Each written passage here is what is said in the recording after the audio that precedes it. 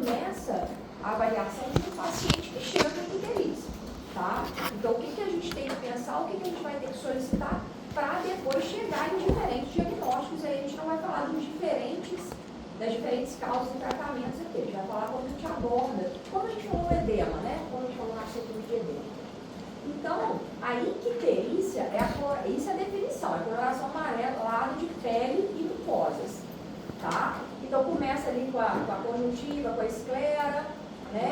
Freno no sublingual. Então, primeiro é mucosa, quando a gente tem uma icterícia aí maior de 3, 4 cruzes, que a gente pega a pele. Então, primeiro é esclera e depois esclera, mucosa de boca, freno sublingual é o primeiro, depois aparece conjuntiva e depois, se tiver uma icterícia mais proeminente, aparece na pele. Não há, gente, a gente sabe que a icterícia aparece quando a gente tem um acúmulo de bilirrubina no sangue a partir de 2 miligramas por decilitro, tá? Quanto maior o nível de bilirrubina acumulado, bilirrubina total, mais intensa tende a ter icterícia, mas não tem um valor assim, aparece na pele quando está a partir de tanto, não, tá? A partir de 2 pode aparecer icterícia, pode pegar pacientes com um pouco elevado, não tem icterícia, pacientes que têm mais tolerância elevam um pouco mais, a icterícia não está tão intensa, mas no geral, a partir de 2 já pode ter icterícia, e quanto maior o acúmulo de bilirrubina total no sangue, a partir de 2 miligramas por decilitro, você tem uma intensidade maior de icterícia, e sendo uma icterícia de mucosas mais intensa, já começa a aparecer na pele também, tá? A gente sabe que é como se fosse assim, o escoamento de um rio, né? Que tem algumas etapas. Se houver uma obstrução, um impedimento em qualquer uma dessas etapas, a gente vai ter um extravasamento, um acúmulo com extravasamento de bilirrubina e aí a icterícia, tá? Então, olha só. A bilirrubina, ela surge da degradação das hemácias.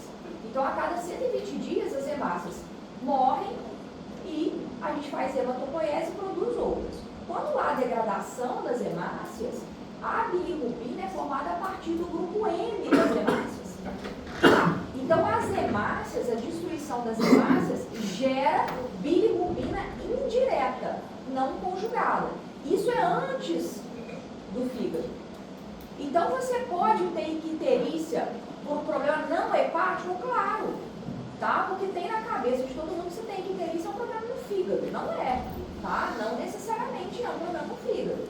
Então, a hiperbilirrubinemia indireta, por exemplo, geralmente acontece quando há uma maior destruição dessas hemácias e, portanto, uma maior produção, geração de bilirrubina indireta. Então, a hemólise, doenças embolíticas em que há destruição das hemácias, geram hiperbilirrubinemia. Quando você vê um paciente com icterícia, você não sabe se a bilirrubina é direta ou indireta, você não sabe o que é. Não tem como você diferenciar pelo exame físico.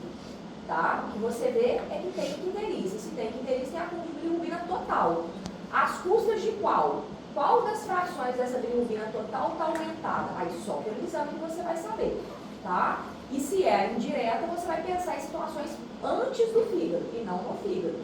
Por quê? Porque a bilirrubina, ela só se conjuga e vira bilirrubina direta no hepatócito. Então, se o acúmulo da bilirrubina indireta é pré-hepática, é antes do fígado, tá? A partir do fígado, há uma conversão, então, uma conjugação da bilirrubina indireta, tá? E a gente precisa ter enzimas para isso. Então, por exemplo, se eu tiver uma deficiência dessa enzima que faz a conversão, eu também vou ter acúmulo de bilirrubina indireta, porque ela não vai ser convertida para direta, tá? E pode fazer icterícia por hiperbilirrubinemia indireta. Depois que essa enzima é convertida em direta no fígado, ela tem que ser, que essa bilirrubina é convertida em direta no fígado, essa bilirrubina é excretada. Então, ela é excretada na bile, né? Então, se eu tiver uma obstrução do sistema da via biliar, né? que a gente chama de colestase, que é uma obstrução ali da veia biliar, por um cálculo, por um tumor que está dentro da veia biliar, ou extrínseco à veia biliar, mas comprimindo ela extrinsecamente, eu também vou ter a curva de bilirrubina direta. E aí é pós-hepática, a veia biliar já é depois do fígado, ela já saiu do fígado e foi excretada na bile. E aí, a partir disso, saiu ali pela veia biliar, ela vai ser metabolizada, tá? No intestino, formando um urobilinogênio, e também, aí ela vai ser metabolizada ali no intestino, uma parte desse urobilinogênio é reabsorvido e excretado como urobilina na urina, e o restante nas fezes como estercobilina. E essa estercobilina, o que dá essa coloração das fezes escuras.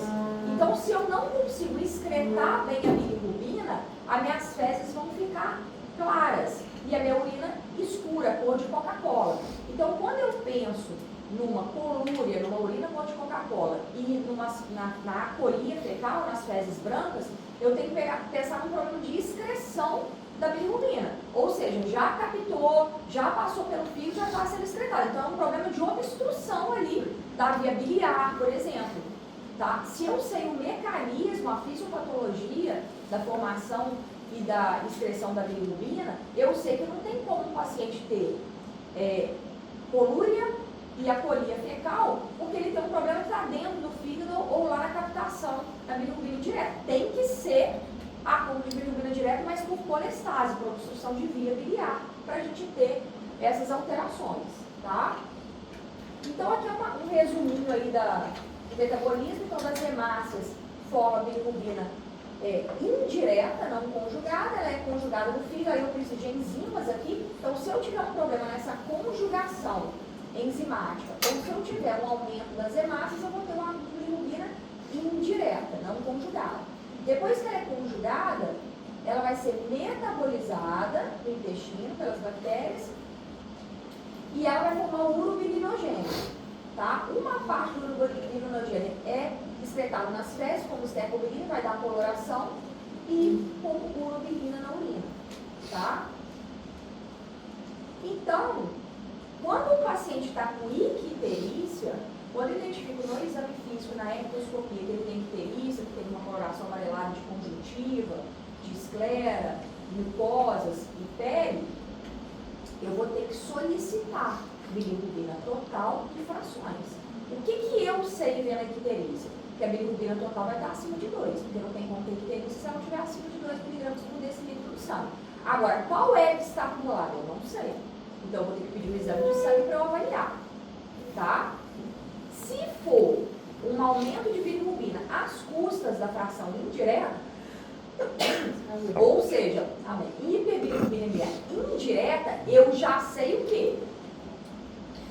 Que o problema não é lá dentro do fígado. Eu já sei que o problema é um aumento da produção, então está formando muita bilirrubina.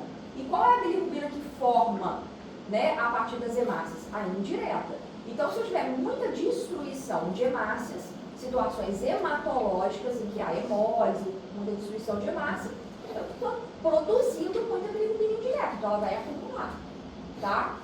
Um outro problema é, eu não tenho enzimas para conjugar, para transformar essa bilirrubina indireta em direta, então vai acumular indireta, tá? A mais frequente desse problema é a síndrome de Gilbert. O paciente tem uma doença congênita, ele nasce com uma deficiência nessa enzima, então ele tem uma dificuldade de conjugar e eventualmente ele faz icterícia. Essas síndromes genéticas, elas são benignas. É só que o paciente eventualmente ele faz episódios autolimitados de icterícia sem nenhuma importância clínica, tá? Outro problema são alguns medicamentos, situações de infecção, por exemplo, situações de desnutrição, eu posso ter uma diminuição dessa captação da bilirrubina indireta para ser conjugada indireta. Então, ela vai acumular, tá? Então, isso é menos comum, mas pode acontecer, numa sepse e tal. Agora, se eu colho o exame de sangue e eu tenho uma hiperbilirubinemia direta, ou seja, já teve a produção, já teve a captação e já conjugou. Então, já teve enzima, já passou para direta, tá? Isso, claro, é o mais comum no paciente adulto. Geralmente, as nossas icterícias são por hiperbilirubinemia direta, tá? Aí eu tenho dois problemas que podem estar acontecendo, tá? Um problema é, se já formou a direta, ela não está conseguindo ser excretada, então ela está acumulando. Tem dois problemas que podem estar acontecendo aí. Uma lesão hepatocelular, uma síndrome hepatocelular, ou seja, uma agressão hepática aos hepatócitos. Então eu tenho aí as hepatites, por exemplo, virais, a hepatite alcoólica, a hepatite medicamentosa, a hepatite isquêmica, né? Algumas drogas que lesam o hepatócito, a febre amarela, a leptospirose, doenças que vão gerar uma lesão hepatocelular no hepatócito, na célula hepática, tá? Então, isso daí gera hiperbilirubinemia direta e gera, junto com o aumento da bilirrubina, um aumento das transaminases. Se eu sei que as transaminases, a TGO e a TGP, são enzimas que estão dentro dos hepatócitos, se eles forem destruídas, elas vão aumentar. Então, junto com a hiperbilirubinemia direta, eu vou ter um aumento das transaminases muito proeminente se eu tiver uma lesão hepatocelular. Uma outra causa também muito frequente de hiperbilirubinemia direta por icterícia é o problema de excreção. Já passou pelo fígado, não há um problema no fígado, há um problema nas vias biliares, uma obstrução das vias biliares. Essa obstrução pode ser intrínseca dentro das vias biliares, um cálculo, um tumor, ou extrínseca. Por exemplo, eu sei que as vias biliares, elas são circundadas pela cabeça do pâncreas. Se a cabeça do pâncreas aumentar, se tiver um tumor, por exemplo, ali, eu vou comprimir as vias biliares. Isso é uma compressão extrínseca, uma obstrução extrínseca. Obstruiu as vias biliares, vai acumular bilirrubina direta, tá? Mas aí eu não tenho aumento das transaminases, porque eu só tenho transaminases, as enzimas do fígado, elas estão dentro dos hepatócitos. Se eu tiver destruição de hepatócitos, eu não tenho aumento de transaminases. Aqui eu vou ter aumento das enzimas canaliculares, das vias biliares, que é a fosfatase alcalina. E a gama-GT a gente pede porque a fosfatase alcalina não tem só na via biliar, tem em outros lugares. Então, quando eu peço a gama-GT para saber que aquela fosfatase alcalina que está aumentada é da via biliar. Então, se eu tiver obstrução das vias biliares, acabou, vai subir a fosfatase alcalina e a gama-GT. Pode até tocar um pouquinho as transaminases, mas não vai aumentar muito, porque não tem destruição de hepatócito. Então, só disso aqui que eu já falei, a pessoa já sabe fazer diagnóstico. Tem que ter isso, vai pedir bilirrubina. É indireta, eu vou pedir coisa de sangue. Vou pedir o hemograma para ver se tem anemia, vou pedir o reticulócito para ver se está tendo hemólise. É hiperbilirubinemia direta, eu vou pedir as transaminases. Se as transaminases estiverem aumentadas, é síndrome hepatocelular. Se tiver aumentado a fosfatase alcalina do gama-GT, é síndrome colestática. Aí eu vou pedir um exame de imagem. Aí, claro, nisso aí, gente, eu já colhei a história do paciente também. Então, um paciente que está com hemólise, ele vai estar anêmico, ele vai estar pálido. Então, tem que lembrar que o exame físico, e principalmente o exame complementar laboratorial, ele vem depois da anamnese, não é à toa. É porque na anamnese você já colheu uma história. Então, você já tem ali um relato de várias coisas, o que o paciente está sentindo, outras coisas, né? Então, claro, se eu tenho uma hepatite, por exemplo, o paciente vai te contar outras coisas na história clínica. Se eu tenho cálculo, pensando numa obstrução por cálculo, é um quadro agudo, com dor abdominal. Então, claro, a anamnese vai te esclarecer. Aqui são exames que você vai solicitar, tá? A anamnese já vai te direcionar no que você vai procurar. Então, sempre a história clínica é o que vai mais, né? A anamnese, ela responde aí por 85% do diagnóstico, né? Quem dá o diagnóstico é a anamnese. O exame físico, ele vem confirmar ou complementar alguma coisa, mas muitas vezes ele é normal, né? Então, ele vem aí com mais 5%, 10%. E o exame laboratorial, de imagem, o exame complementar, ele vem aí, ele entra com no máximo 5% ali para definir alguma coisa, mas o diagnóstico já foi feito antes. Ele vem com uma confirmação do que você já fez de hipótese diagnóstica. Então, a icterícia, ela às vezes nem é percebida pelo paciente, ela é percebida por um vizinho, por um familiar e tal, e o paciente procura, já falando isso, meu falar que eu tô um pouco amarelado e tal. Tá? Junto com essa icterícia, a gente está falando de uma síndrome ictérica. Síndrome é um conjunto de sinais e sintomas, um conjunto de queixas do paciente, né, e de identificação do exame físico de outras coisas além da icterícia. Então, o paciente ele vai queixar também, junto com essas doenças que causam icterícia, ele vai ter uma astenia, né, uma falta de energia, um cansaço, uma fadiga. Ele pode ter anorexia, né, perda de apetite, com ou não emagrecimento. Náuseas e vômitos ele pode ter. Isso tudo vai depender da causa, claro. Então, são questionamentos que você vai fazer na anamnese. Você vai perguntar sobre dor abdominal, né, para a gente pensar, né, numa doença aí polistática, por exemplo, no cálculo, que pode dar dor, ou até numa síndrome hepatocelular, numa hepatite que pode dar dor aí no hipocôndrio direito, tá? Você vai avaliar se esse quadro é agudo ou crônico, né? Um câncer é um processo crônico. Um tumor de via biliar ou de cabeça de pâncreas, enfim, ele vai obstruindo progressivamente, então isso vai piorando ao longo do tempo. Diferente de um cálculo que obstrui subitamente ali. Então, a anamnese, ela já vai te entregar o diagnóstico na maioria das vezes, tá? Então, é uma progressão crônica ou é um quadro agudo, com uma dor abdominal intensa? Eu vou pensar num cálculo, numa hepatite mais aguda, tá?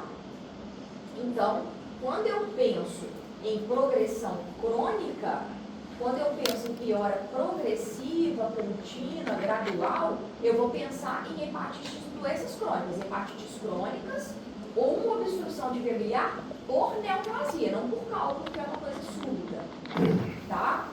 Agora, se eu penso, por exemplo, num paciente que faz uma icterícia sem nenhuma clínica de nada, sem nenhum sinal e sintoma, nenhuma coisa benigna, um paciente jovem, ele faz uma icterícia transitória e melhor, eu vou pensar, por exemplo, numa síndrome dessa de conjugação genética, em que o paciente tem uma deficiência de enzima e de vez em quando ele não conjuga e aí faz uma icterícia, mas sem nada, benigno, um paciente jovem e tal.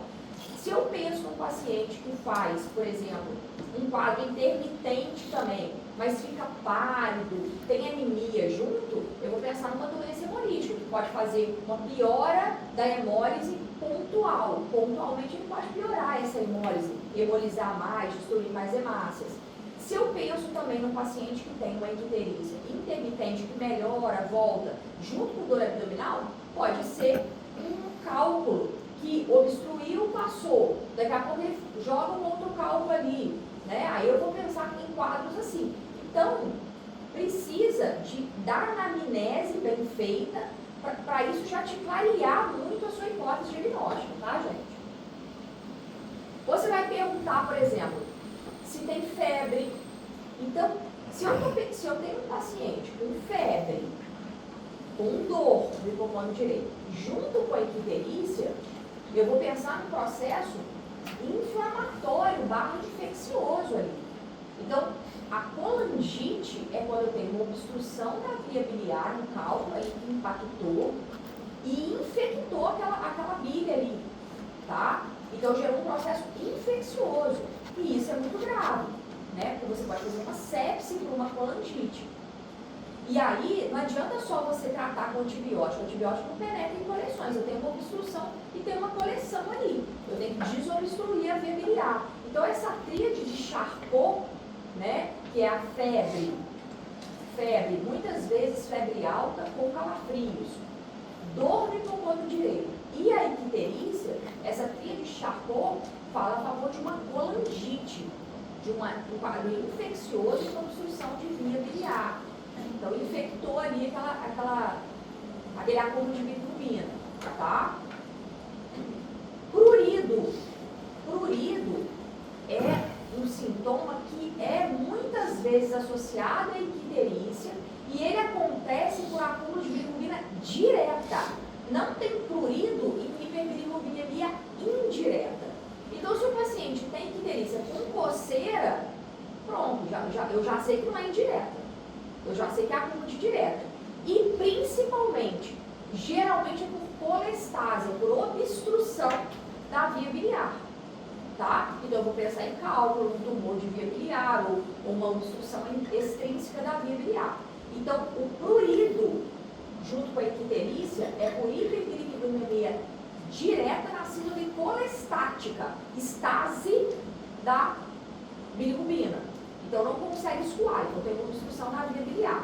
Estático é porque a bilirrubina está parada e não consegue escoar. Então é na síndrome colestática. Então eu vou pensar numa obstrução, um cálculo, um tumor da via biliar ou extrinsecamente ali da cabeça do pâncreas e tal. Se eu tenho colúria, que é aquela urina cor de Coca-Cola, tá?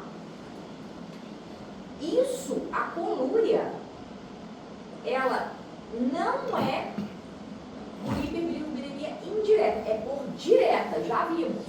Tá? Precisa ser bilirrubina direta para ter colúria e acolia fecal. Tá?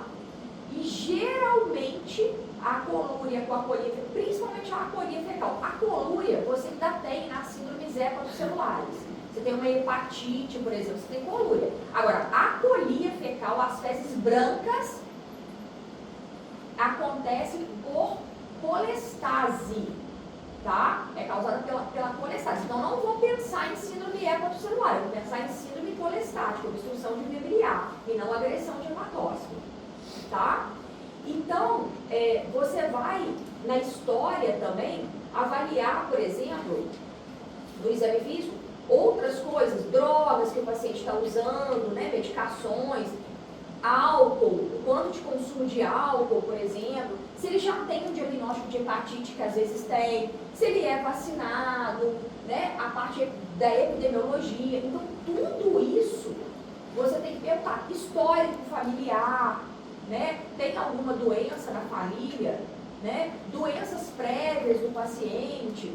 Então, tudo isso, cirurgia recente, por exemplo, às vezes ele fez uma cirurgia recente e fez uma lesão no trato biliar. Eu já peguei paciente, por exemplo, que eles foram suturar, deram um ponto ali, fizeram uma estenose da via biliar, né? Por isso aí, uma lesão de vaso, uma isquemia, por exemplo, da via biliar. Então, você vai perguntar para o paciente isso aí, né? Pode ser uma hepatite medicamentosa, então consumo de drogas, né? Drogas que eu digo remédios, né? De remédios, inclusive chás. Já vi, isso faz direto, o paciente faz insuficiência hepática por consumo dessas coisas de chá e tal, de dieta e de coisa. Então tudo, epidemiologia. Então teve uma enchente, o paciente teve contato com água de enchente, pode ser uma leptospirose. Foi para uma área endêmica de febre amarela, então tudo isso é na anamnese e já vai te direcionando, por exemplo, para a causa do problema, tá? Então aqui é colúria, uma urina cor de Coca-Cola, aqui fezes com acolia fecal. Então aqui, isso daqui só acontece quando tem bilirrubina direta aumentada, tá? A colúria pode ser tanto na hepatocelular quanto na síndrome colestática, mas a acolia só na síndrome colestática, então obstrução de via biliar, tá? O que você tem que prestar atenção no exame físico, né? Você vai lembrar que tem que procurar, tem pacientes, gente, que são pardos e negros e que já tem a esclera constitucionalmente um pouco amarelada.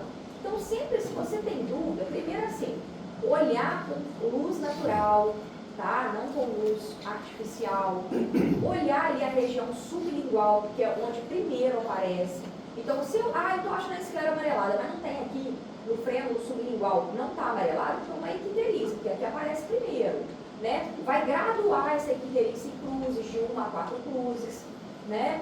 Icterícias mais intensas pode aparecer na pele também, tá? Então, lembrar dessas coisas, ok?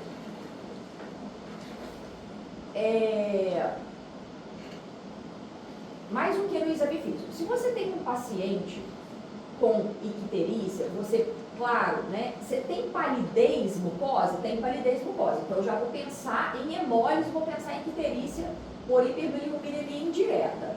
Né? Claro que a anemia também pode aparecer, por exemplo, eu tenho uma neoplasia de cabeça de pâncreas ou de via biliar. A neoplasia também é uma causa de anemia, por exemplo, tá? Mas na hemólise eu tenho uma anemia mais intensa. Então, um paciente muito pálido, às vezes um paciente mais jovem, né, por uma doença política, um paciente mais jovem, que você não está pensando muito em uma doença neoplásica de via biliar ou de cabeça de pâncreas. Então, tudo isso vai te ajudar. Então, tem anemia junto? Bom, pode ser que tenha hiperbilirubinemia indireta, né? Aí você vai pensar também o seguinte: eu tenho que fazer uma palpação abdominal, eu tenho que avaliar se o fígado está aumentado, né? Se tem ecotomegalia, se tem dor a palpação ali da região de hipocôndrio direito, fígado, vesícula biliar. A vesícula biliar a gente não palpa ela, tá? Se você palpar a vesícula biliar, né, tiver a região de vesícula biliar palpável numa pessoa com icterícia, isso daí fala muito a favor de uma obstrução de via biliar. Então você não deixa escoar ali a bilirrubina, aquilo acumula e distende a vesícula, e você palpa a vesícula. Isso se chama sinal de Courvoisier. E esse sinal de Courvoisier acontece geralmente por uma obstrução de trato biliar por câncer e não por cálculo. O cálculo geralmente não gera a palpação da vesícula biliar. O cálculo pode obstruir a via biliar e impedir o escoamento, mas o que causa sinal de Courvoisier, que é a vesícula palpável, geralmente é neoplasia, que vai aumentando progressivamente. Aquilo vai acumulando e distendendo, porque o cálculo ele vai ali na mesma hora, impacta, não dá tempo da vesícula distender. Agora, uma neoplasia que vai progressivamente acumulando, progressivamente obstruindo aquela via biliar e vai acumulando bilirrubina e distendendo a vesícula, aí você vai pensar, então, se eu tenho sinal de Courvoisier, numa neoplasia, que pode ser dentro uma neoplasia de via biliar ou uma neoplasia de cabeça de pâncreas, tá? Sinal de Murphy. Sinal de Murphy é quando tem dor a palpação ali da região do hipocôndrio direito. Então você vai palpar, o paciente faz assim, ele faz uma parada da inspiração, porque dói, tá? Isso é bem específico, é pouco sensível, nem todos os pacientes vão ter isso, né? Menos de 30% dos pacientes vão ter. Mas quando esse sinal de Murphy está presente, ele é bem específico de colecistite, tá? De uma inflamação da vesícula biliar. A colecistite é geralmente causada por colelitise, por cálculo na vesícula biliar, que pode ter saído, migrado e feito uma coledocolitise. Então migrou aquele cálculo de coledo, obstruiu a via biliar e aí faz icterícia por hiperbilirubinemia direta com colestase, com aumento de fosfatase alcalina e gama-GT, tá? Lembrar que se eu tiver diferente, não uma dor localizada, mas os sinais de irritação peritoneal, tá? Defesa, a palpação, muita dor, a palpação, descompressão dolorosa, aí eu tenho peritonite. Aí eu tenho um abdômen agudo. Aí não vai dar para eu investigar isso no ambulatório, eu vou mandar esse paciente para emergência, tá? Então sempre lembrar disso. Peritonite, né? Sinal de Murphy, tríade de Charcot, isso tudo o paciente vai ter que ir para emergência, porque são sinais de gravidade. Então isso que eu falei, ver se tem anemia, né? Para eu pensar numa doença crônica ou uma hemólise, tá? Então aqui icterícia de pele, o freno lingual é onde você sempre vai pesquisar, e aqui conjuntiva também, esclera e tal, tá? Os exames complementares. Então, você vai solicitar o sangue. Você vai colocar lá, exame de sangue, solicito bilirrubina total e frações, tá? Aí no resultado, eles vão te dar, lá no resultado vai vir valor da bilirrubina total, valor da bilirrubina indireta, valor da bilirrubina direta. Aí você vai ver. Você já sabe, se o paciente tem icterícia, vai estar acima de 2 a total. Qual delas que está mais aumentada? Né? Quando você aumenta a total, eleva um pouquinho as duas. Mas qual que é a predominância? Você saber qual está aumentado. Então, você vai pedir bilirrubina total e frações, você vai ter que pedir TGO e TGP, porque se TGO e TGP aumentarem muito, né, você sabe que é síndrome hepatocelular. Ou seja, está vendo agressão dos hepatócitos, né? Hepatites, drogas, febre amarela, leptospirose e tal. Agora, fosfatase alcalina e gama-GT você também vai pedir. Ah, não, a TGO e a TGP estão um pouquinho aumentadas, mas o que está mais aumentado é fosfatase alcalina e gama-GT. Aí você vai pensar em colestase, obstrução de via biliar, tá? E claro, né, gente, aí você vai pedir o hemograma, aí são outros exames, hemograma, reticulócitos e tal. A maior parte dos pacientes adultos que a gente vai atender, eles vão ter hiperbilirubinemia às custas de direta. Então, o que vai resolver esse problema é isso aqui. Vai ser ou síndrome hepatocelular ou colestase. Isso daqui vai resolver para a maioria dos pacientes, tá? Lembrar que isso aqui não mede função hepática. A função do fígado não é isso. A TGO e TGP alto não mede função do fígado, mede a agressão ao hepatócito. O que o fígado faz? O fígado produz albumina e fatores de coagulação dependentes da vitamina K. Então, quando a albumina desce e quando sobe o TAP, o tempo de atividade proteína, o INR, é que você faz isso daqui que você está medindo função hepática. A função hepática, quando diminui, cai a plaqueta também. Então, só que a plaqueta cai por outros motivos. Isso aqui que mede função hepática, tá? Isso aqui é para ver a causa da hiperbilirubinemia. Então, olha só. Quando eu solicito isso aqui, se o aumento das transaminases da TGO e TGP tiver mais de 10 vezes o valor da normalidade, porque, gente, todas as vezes que eu tenho um paciente que tem um pouquinho, vai subir as transaminases. As transaminases, TGO e TGP, elas geralmente vão ali, o valor de referência limite superior é até 45, 50 no máximo, tá? Se eu tiver, porque, por exemplo, a pessoa tem uma esteatose hepática, ela vai ter uma esteatohepatite e subir um pouco de transaminase. Eu estou falando aqui, quando eu tenho uma síndrome hepatocelular, de transaminase de 450, 500 mil. Tá? Eu estou falando de 10 vezes o valor de referência. Tá? Então não é um pouquinho, não vai ter dúvida. Então, se eu tenho transaminase maior que 10 vezes o limite superior da normalidade, eu tenho síndrome hepatocelular. Então, eu vou procurar como causa dessa hiperbilirubinemia direta hepatites, alcoólica, medicamentosa, isquêmica, viral, doenças que agridem o fígado, como a febre amarela, como a leptospirose, tá? Eu vou pensar nisso aí.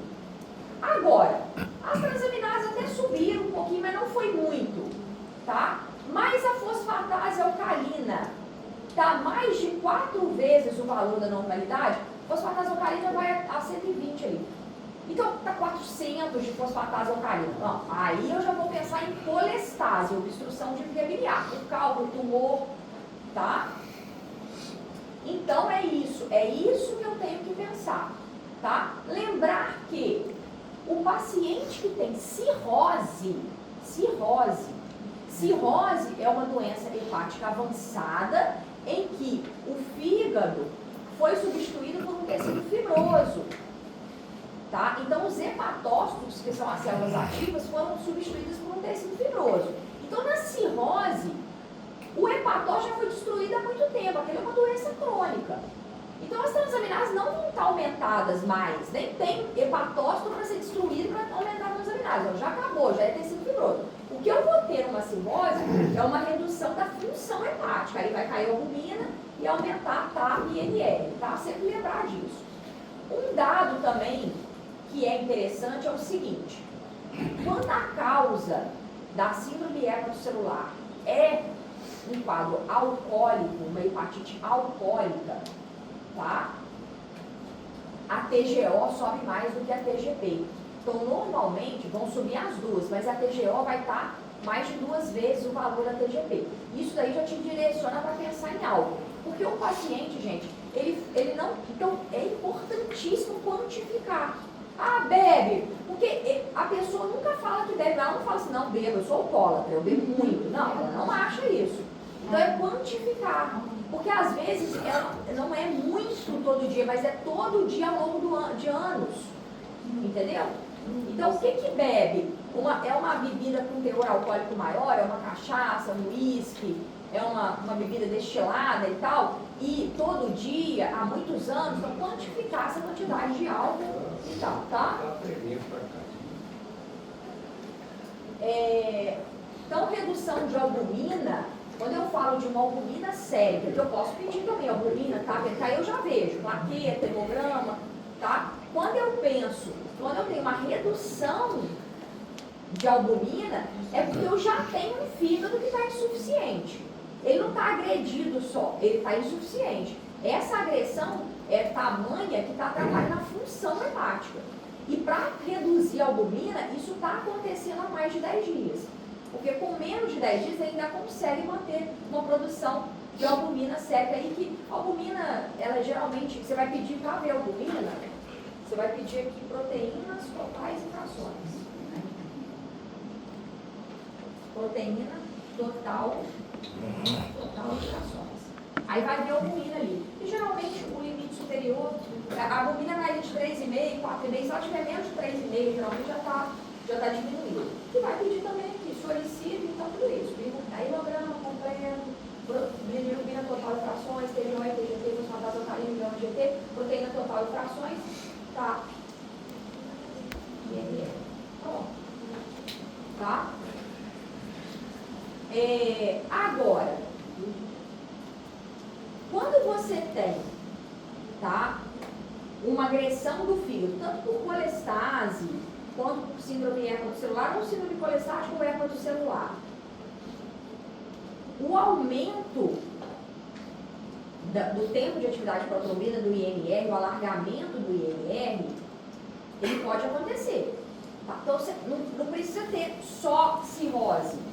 Tá? O que eu quis dizer é o seguinte: quando você já tem cirrose, não tem aumento de TGO e TGP, porque ele já acabou, os hematócitos já foram destruídos. Mas se você tem uma agressão aguda, você pode, claro, aguda não vai baixar a albumina, porque precisa de 10 dias. Mas o TAP pode alargar, tá? Só que, se você administrar vitamina K, porque o fígado produz os fatores de coagulação dependentes da vitamina K. Se você administrar a vitamina K e no outro dia o TAP normalizar, então você pode pensar numa situação aguda aqui. Porque se for cirrose, não vai normalizar. Mas se for uma situação aguda, pode normalizar, tá? Então, essas informações te ajudam. Agora, outros exames, gente, você vai pedir de acordo com a sua hipótese diagnóstica. Você não sai pedindo tudo. Ah, vou pedir sorologia para leptospirose. Tem epidemiologia para aquilo? Teve uma enchente, a pessoa tem contato com urina de rato, tem alguma coisa para aquilo aí? Você vai pedir, tá? Sorologia para hepatite. Ah, o quadro é de colestase. Para que você vai pedir sorologia para hepatite viral? Né?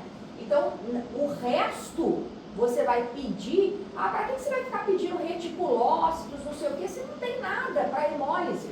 Não é bilirrubina indireta. Aí não precisa pedir, tá? Então, as outras coisas você vai pedir de acordo com a sua hipótese. Por exemplo, aqui eu coloquei testes que você pode pedir, por exemplo, se tiver hiperbilirrubinemia indireta, tá? Então, aqueles cumbes da vida, contagem de reticulócitos, eletroforese, tá? E que geralmente não é você que vai investigar, tá? Você vai mandar para o hematologista, então, já vi que tem anemia, tá? Já vi que tem bilirrubina indireta aumentada, vou encaminhar para o especialista, tá? A maioria dos pacientes vai resolver aí, até aí. Agora, claro que, se eu tenho, por exemplo, uma colestase, se eu tenho um paciente com dor em hipocôndrio direito, se eu tenho um paciente com bilirrubina direta aumentada, às custas de fosfatase alcalina e gama-GT, então eu tenho uma obstrução de via biliar, que é o cálculo, o tumor, um tumor intrínseco ou extrínseco. Aí eu preciso pedir um exame de imagem, tá? a maioria dos pacientes, o exame inicial que o clínico vai pedir é o ultrassom, tá? Só lembrar que o ultrassom é observador dependente. Então, quando a gente é médico, já trabalha, você já tem que ter um lugar que você confie, que você vai mandar para ali, um médico X ou um lugar X. E se você pede um ultrassom ao Léo, claro, você está no SUS, às vezes não dá para fazer isso. Porque aí não vai definir, né? Mas a maioria dos casos de colestase vai definir pelo ultrassom, tá? O médico vai conseguir ver. Vai conseguir, às vezes ele não vê o cálculo dentro do colédoco, mas ele vê o tumor, mas ele vê que o colédoco está com o diâmetro aumentado, então pronto. Ele já pode inferir que tem alguma coisa ali que está obstruindo o colédoco, tá? Consegue ver o pâncreas aumentado e tal. Aí, se for o caso, a partir dali, vai para uma tomografia, por exemplo, tá? Então, por exemplo, o paciente tem um quadro agudo, então ele tem dor, o quadro começou muito recentemente. Quando você pensa numa dor aguda, num paciente que não tem emagrecimento, não tem uma icterícia de progressão crônica, foi tudo agudo, você vai pensar no cálculo mesmo, né? O ultrassom vai resolver. Agora, você tem um paciente mais idoso, você tem um paciente com perda de peso, você tem um paciente com icterícia progressiva, ele não tem aquela dor aguda abdominal, aí você não vai pensar em cálculo, aí pode ser um câncer, tá? Aí pode ser um câncer de via biliar, ou um câncer de cabeça de pâncreas. Aí você pode pedir uma tomografia, por exemplo, um contraste. Mas, inicialmente, gente, para o clínico, passa pelo ultrassom. Muitas vezes os ultrassons vão definir, tá? E aí vai ver. Aí vai tudo, né? Aí pode pedir uma colangiorressonância, né? Uma CPRE, que você vai ver endoscopicamente a via biliar. Aí tem vários exames, mas aí não é o médico clínico que vai pedir biópsia para saber, né? Aí você já vai encaminhar aquilo ali para o oncologista, para o cirurgião, para poder ver. Bom, então o que a gente propõe? Qual é a principal causa de icterícia no paciente adulto? Icterícia por hiperbilirubinemia direta, tá? Então essa é a principal. Então dentro da direta eu posso ter síndrome hepatocelular ou colestase. Quais são as 3 causas mais comuns no paciente adulto? Hepatites. Aí quando eu digo hepatite, não é só hepatite viral, hepatite alcoólica, viral, medicamentosa, hepatites, tá? Litíase, cálculo e câncer, tá? O que vai diferenciar é essa evolução, o exame físico, tem ou não dor abdominal, é agudo ou não, teve emagrecimento, qualquer idade e tal, tá? Então é isso. Você vai ver esses sinais e sintomas aí da anamnese. Lembrar que paciente com dor abdominal, com sinais de irritação peritoneal, de peritonite, paciente com febre, com calafrio, com rebaixamento do nível de consciência, paciente séptico, né? Paciente com sinais de insuficiência hepática. Esse paciente vai ter que prosseguir a investigação hospitalizado, vai ter que ser encaminhado para um serviço de emergência, tá?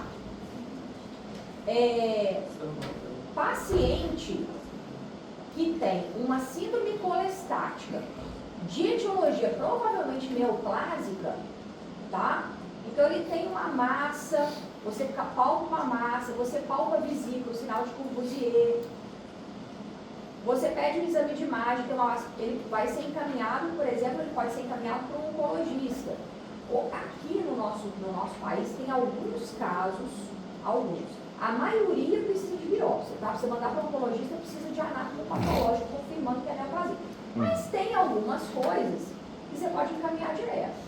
Uma delas é isso, falta uma massa, tem uma massa, ou você pega um paciente com PSA, eu peguei paciente com PSA de 300, assim, isso aí é para o oncologista, não é câncer de próstata, é câncer de próstata com metástase. Então, algumas coisas você está autorizado a encaminhar para o oncologista, mas a maioria não, precisa de biópsia, aí vai ter que encaminhar para o cirurgião mesmo, geral, tá?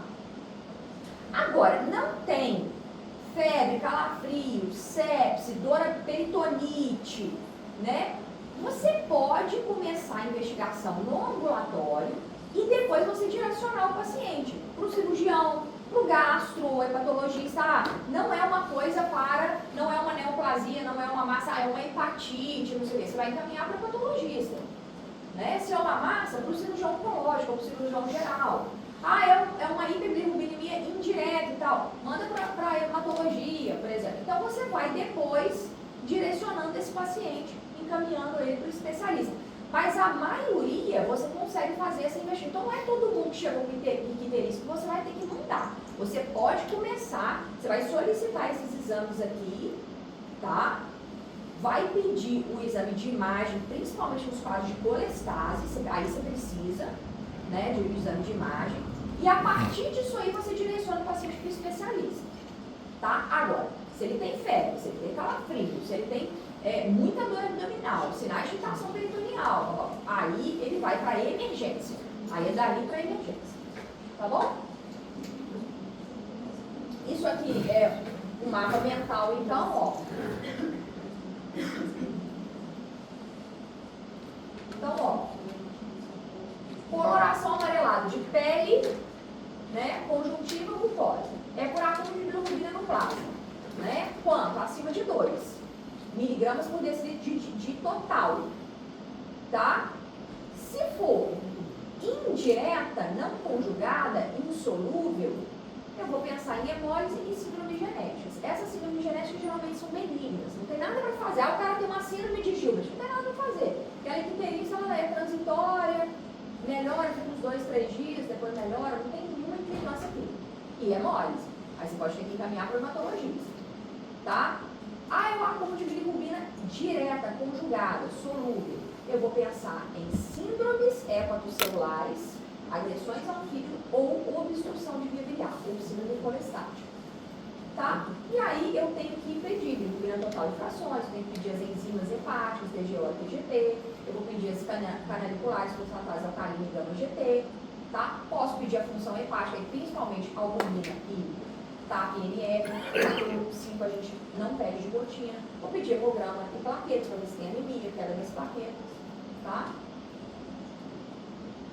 É isso. Tá entendido? Sim.